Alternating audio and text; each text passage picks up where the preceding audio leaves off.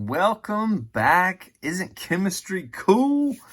This is one of my favorite things we do all throughout chemistry is what is called predicting the products of a chemical reaction. So this is the thing of that you've always wondered, well, what if we mix this chemical and this chemical? What would happen?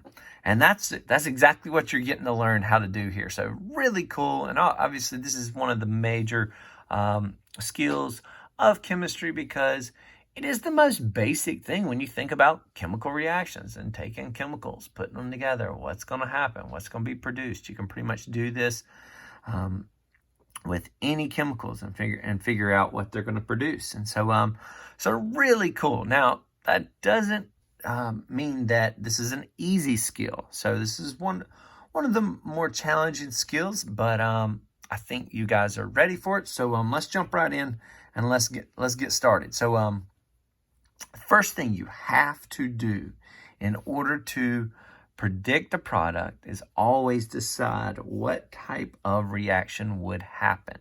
Now, this is a skill that we worked at on the left-hand side. We already worked at those, and you should look back at our other 6b.8 video. But here, what we want to see is that first, identify your reaction first. Well, in these first reactions, we've already identified them, but let's go ahead and look at them. First is combustion. Remember, a combustion reaction always has a what's called a hydrocarbon, which means hydrogen and carbon together. It has a hydrocarbon plus there's pure oxygen. If that is together, and that means it's going to be a combustion reaction. And hear me clearly on this. It always produces CO2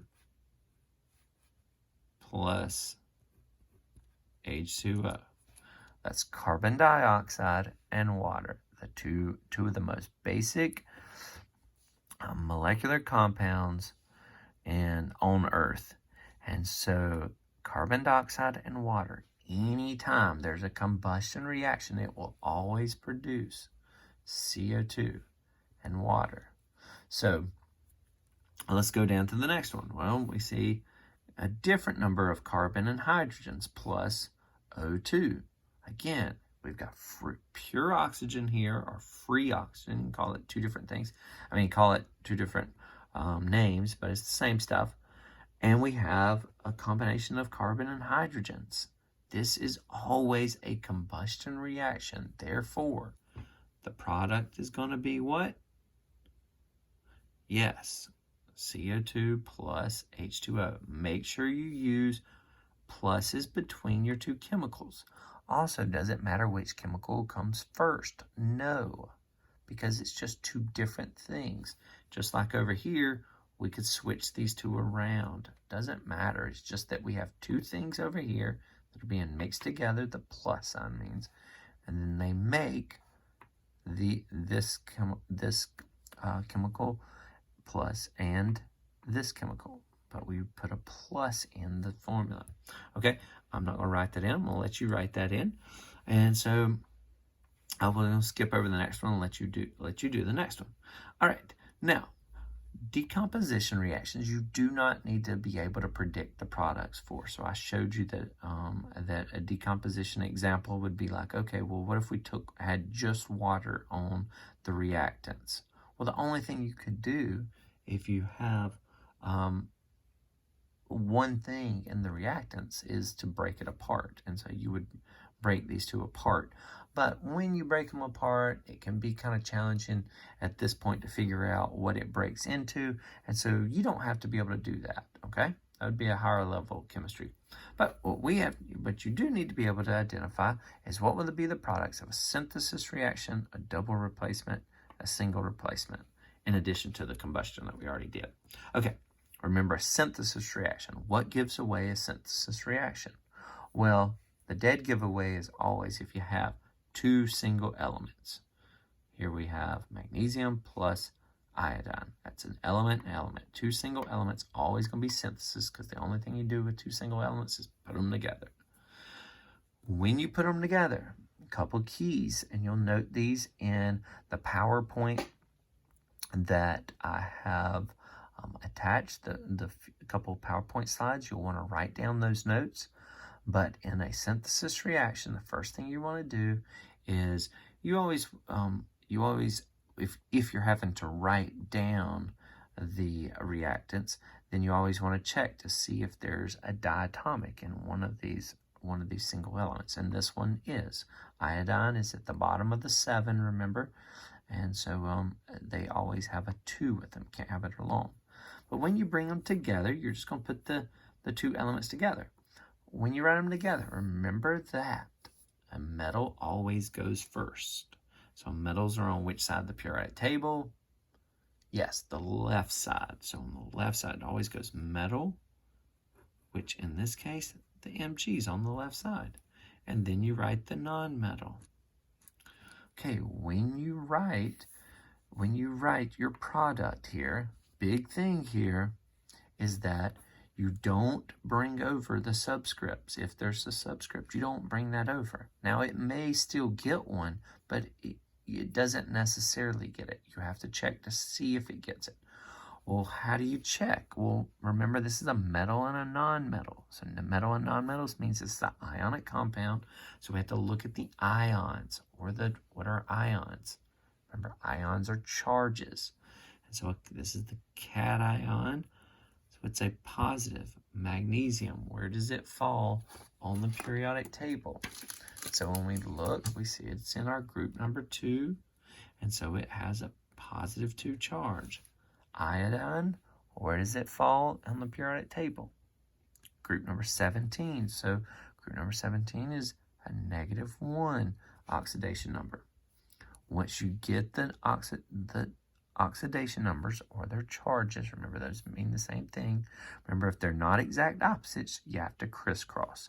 So that means the 2 will come down here, the 1 goes over here, but we don't write 1s. So that our formula, or the product that is produced when you mix magnesium and iodine, it's going to be magnesium iodide, and it's MgI2.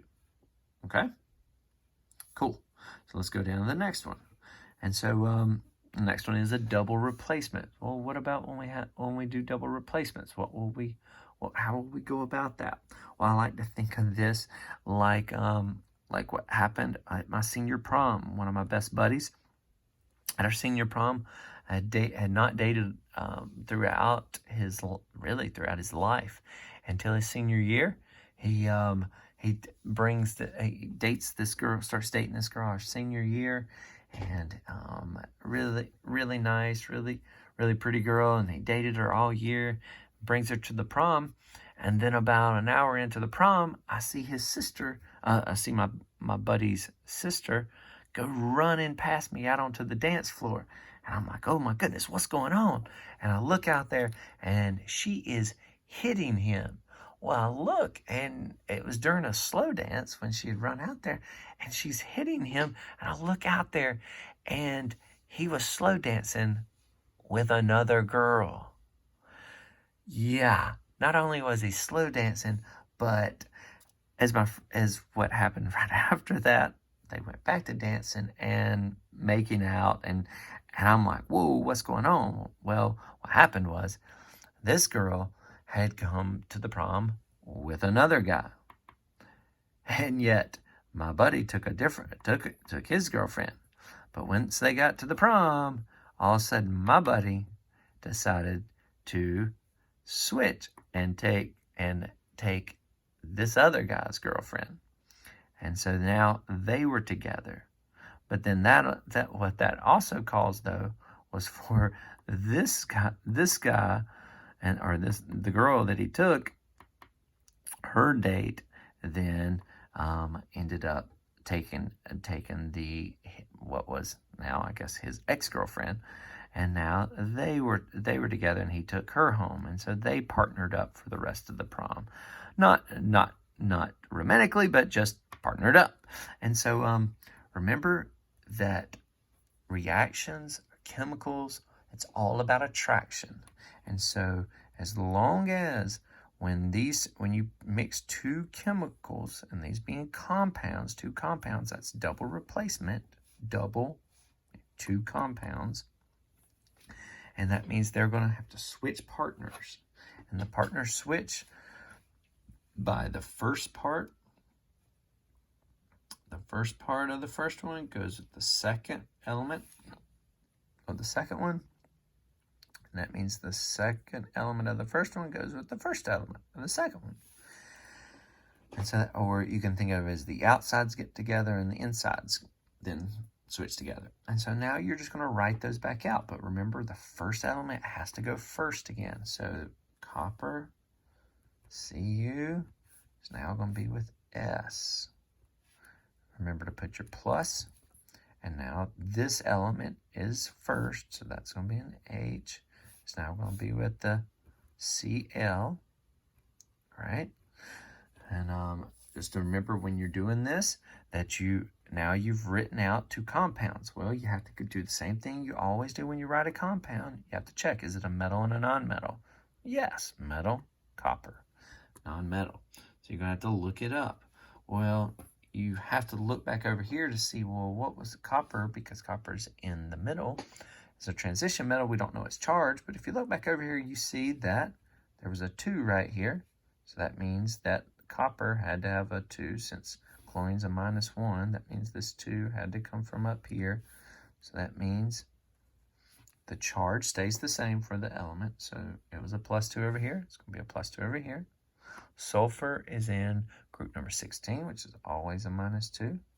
+2, -2. Are these already balanced? Yes, they're exact opposites. And so, good. We don't need to crisscross. Then we go over here. Hydrogen is a +1. Chlorine is a -1. +1, -1. Exact opposites, no crisscross. So there's your two compounds, CuS plus HCl.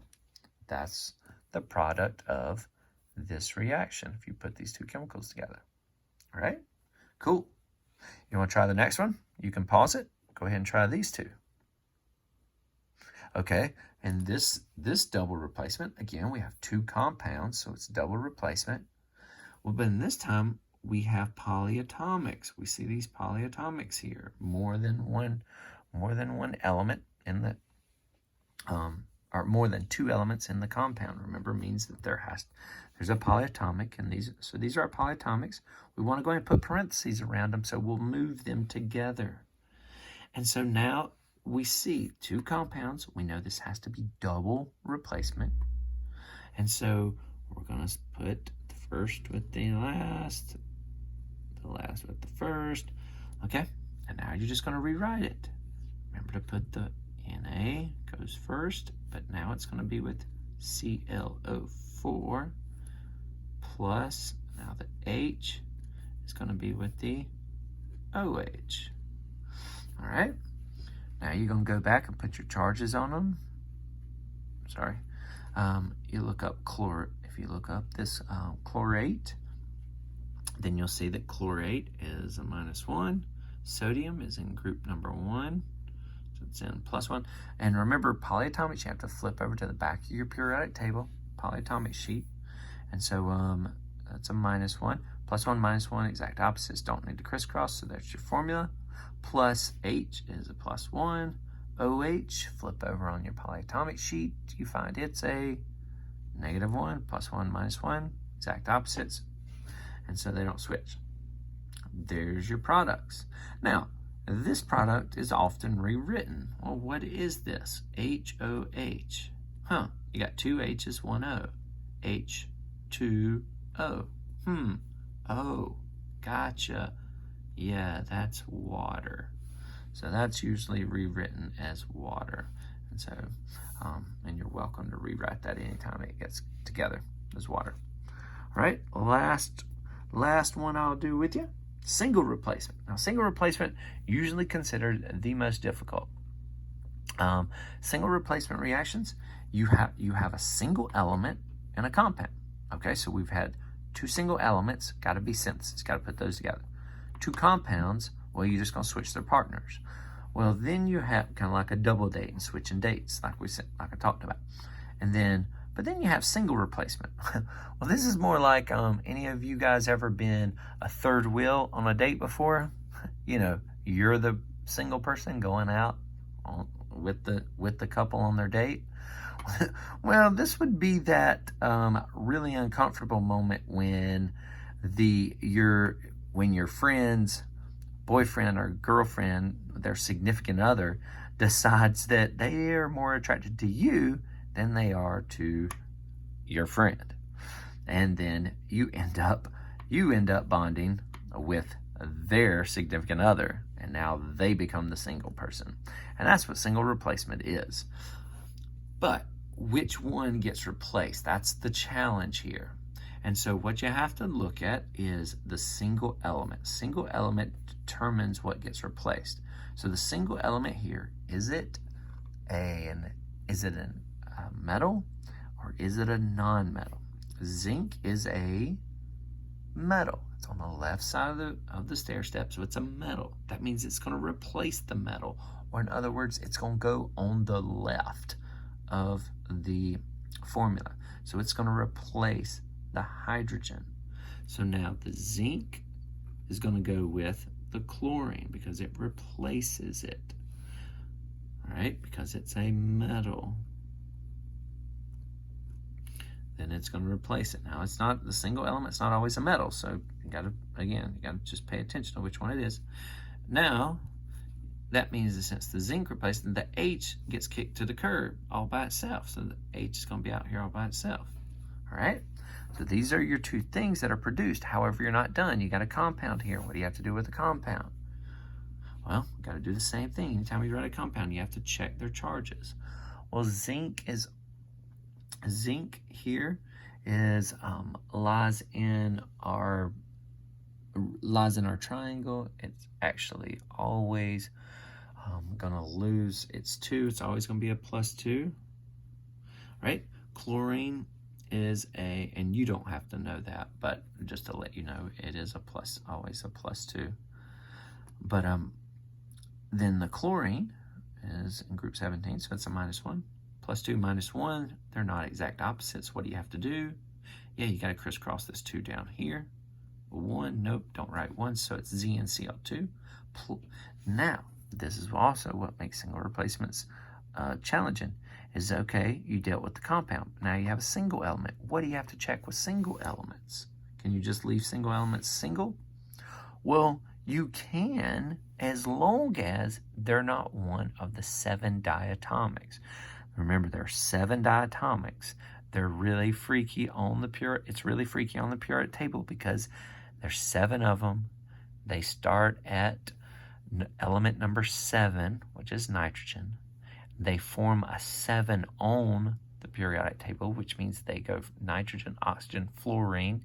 Then it goes down, chlorine, bromine, iodine. So they form a 7. But they also include the all-seen hydrogen, or which is what we have here. All of those elements, those 7 are diatomics, which means they can never exist alone. So if you ever have them all written by themselves, well, they won't exist that way. They have to have a 2, so they bond with themselves or become what's called a diatomic. All right. Well, I know this has been a little longer practice session, but I want to see you do really well. I believe in you guys. I know you can do this. And so use the notes. Use the video notes, also the teaching video that kind of goes through those. If you didn't get this, I encourage you to watch the YouTube I've linked. It's not me, but it's showing the same process here. And so I'm going to rewatch this if you need to. All right? Good luck, guys. I want to see you do really good. Finish up here. And if you have any questions, post them in the comments. Make sure you take time to subscribe to the channel so you always know when I upload the videos. All right? Good luck. We got this.